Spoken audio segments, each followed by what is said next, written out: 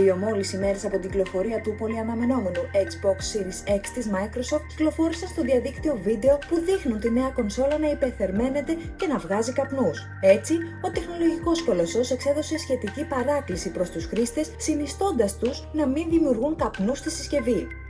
Ένας λογαριασμός Twitter με την ονομασία Xbox Studio, που φαίνεται να συνδέεται με την Ισπανία, έδωσε τέλος στα fake news που έφεραν τη νέα κονσόλα της Microsoft να βγάζει καπνούς λόγω της υπερθέρμανσής της.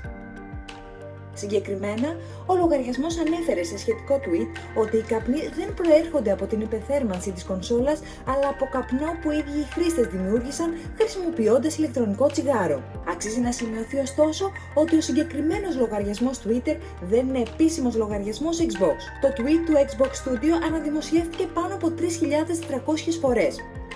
Ο Άρον Γκρίνμπεργκ, επικεφαλής marketing του Xbox, σχολίασε το περιστατικό στο Twitter, παρακινώντας τους χρήστες να αφήσουν το ηλεκτρονικό τσιγάρο και να πιάσουν την κονσόλα.